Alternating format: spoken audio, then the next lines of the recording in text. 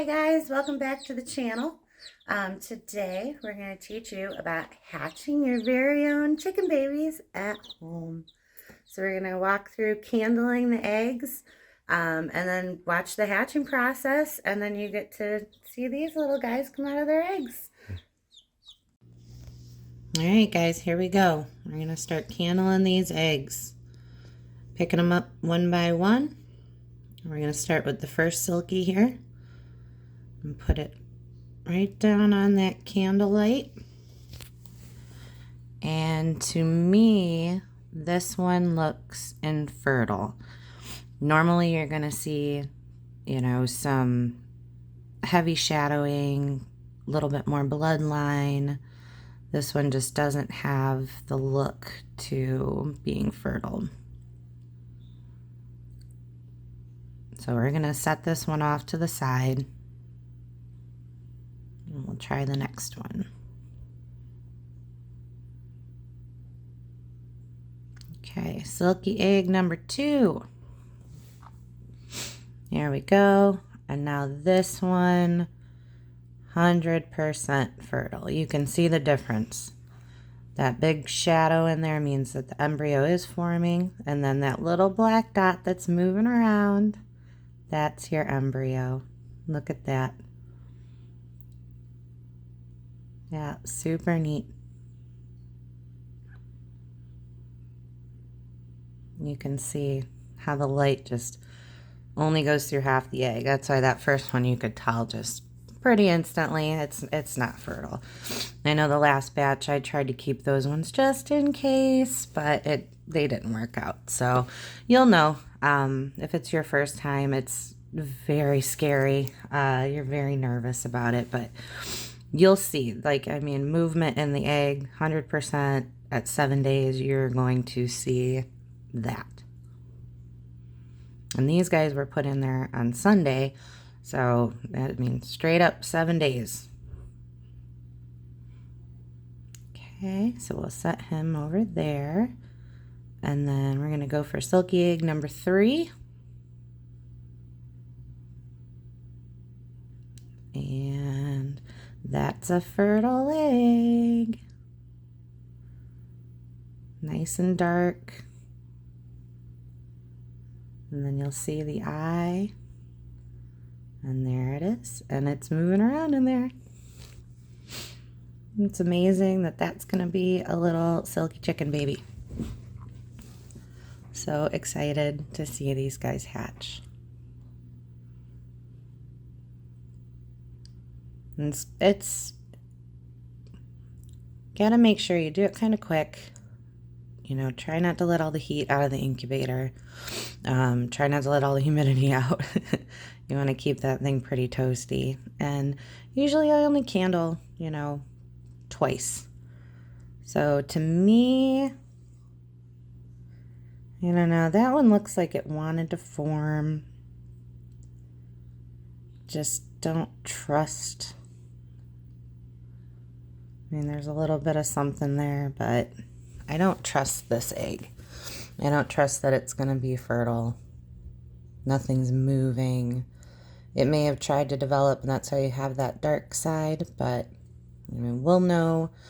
I won't throw that one out. We'll know when we go to candle them on day 19, if that's a good one. Okay.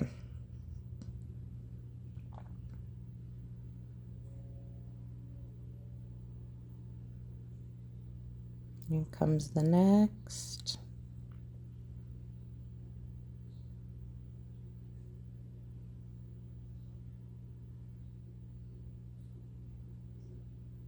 And that's a fertile egg. Look at that. You see that big dark shadow. Now these are going to be Polish crosses. We have a Rhode Island red. We've got an emerald gem, I think is what Sophie is. Some, I don't even know, Buff Orpingtons, I think. I don't even know what kind of chickens we have. And ISO Browns, and one rooster, well, two roosters, a silky rooster and the Polish rooster. So there is going to be some goofy looking chicks coming out of this bunch. Let's see what we get. But that's one of the bigger girls, one of the larger laying hens that we have. So look at it move around in there. It's so neat. Such an interesting process to watch. If you've never hatched your own eggs at home, you know, spend the 60 to 90 bucks on a small incubator, and, you know, if you have a rooster, and get yourself hatching at least once a year. It's fun. It's fun for everybody. Now this one looks fertile to me. It's got that nice shadow to it. And there's the baby. So you guys can 100% tell if it's your first time candling your eggs. There's usually not much doubt. Once in a while you'll get some that maybe confuse you, but you can leave those in there until the final candling, and then you don't want to leave them in on lockdown if you're just not positive, because if it hasn't developed to a solid color, and you'll see that in the next candling, you don't want those sitting in there while the other babies are trying to hatch. So we have another fertile egg, and this is going to be one of the Polish crosses here. It might be the buff. They usually lay the tanner colored eggs. But yeah, we've been busy over here in our chicken coop, so we'll see how this goes.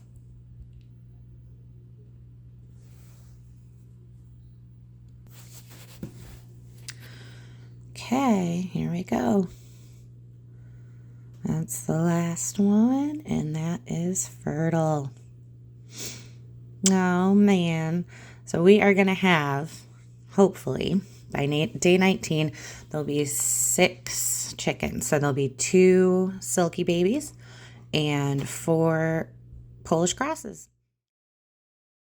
Hey guys, we've been pipping for like 12 hours here, and I think we're finally getting somewhere.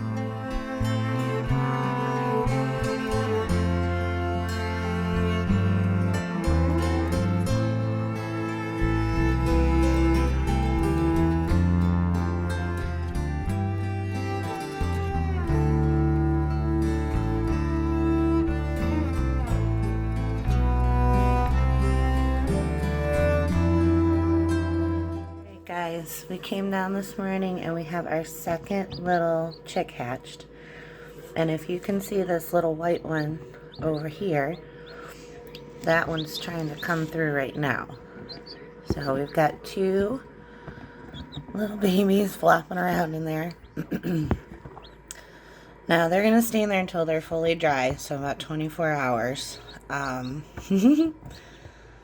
But we're expecting our third, and my guess is that 4th egg just hasn't been doing anything, so that one might not make it through. So let's watch for that third one to come out. Hey guys, we've got our third hatchling today. That's silky baby number 2.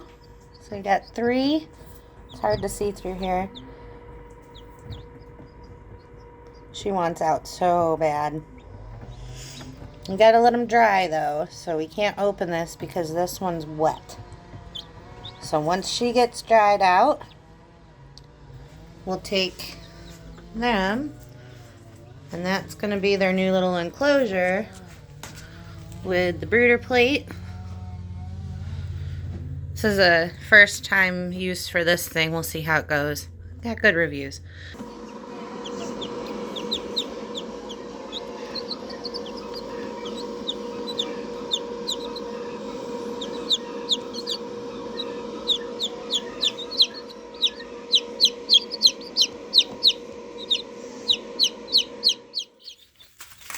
This is where they hang out. Watch her get back. So,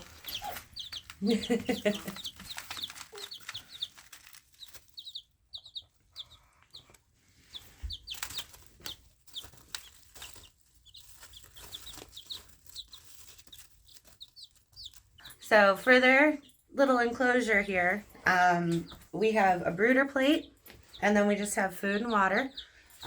For their food, we use Start and Grow Medicated by Purina. You can get it at Tractor Supply. The medicated is the best way to go, honestly. I'm not an expert on this, but we've hatched out our fair share and had our fair share of baby chicks. I've always put them on the medicated Start to Grow. Never had a problem. We've never lost a chicken, knock on wood. So start there. Brooder plate. I like this much better than a heat bulb. We got this also at Tractor Supply. It's Producer's Pride. And that's their own brand. Yeah, so this is their brand of a heater plate. Save a lot of money buying their nice stuff. Is you can stand it up if you want a heating plate, but as the chickens grow bigger, you can move the legs. So you adjust it, you know, to their height. That way they can get right underneath it, stay warm. And they can escape that too. So if it's getting too hot under there, they can come out and cool down and they can go back in. And with a heat bulb, you're running the risk of it falling into the enclosure, catching a fire, and then it's also heating the whole enclosure, so they can't actually cool down at that point. So I would recommend, you know, get a brooder plate. So this enclosure, I got it on Amazon. We've used big Rubbermaid bins. I've used a dog crate. This by far has been my favorite one out of everything we've used. $20 on Amazon. It pops into place. Set it up. This whole thing zips closed. If your dog's head isn't in there, this will all zip closed and then easy open. You can get in there real easy. And then they have so much room in here, they're not knocking their bedding into their water, which is a constant problem with chickens and ducks. So that's why I have the newspaper down. They don't make a big mess in this the way that they did in the other bins. So I would highly suggest this little setup here. All right, guys. Well, I'm super happy that I got to show you guys the hatching of our baby chickens. So stay tuned, and we'll post these guys as they get a little older and get fully feathered. You can see the process as they grow up, and then we'll end up putting them in the coop, I think. We were trying to sell them, but so far, so nobody is interested. And how could you not be? They're so cute. Look at that little face. I'm going to get pooped on. Yep. All right, guys. Thanks for watching.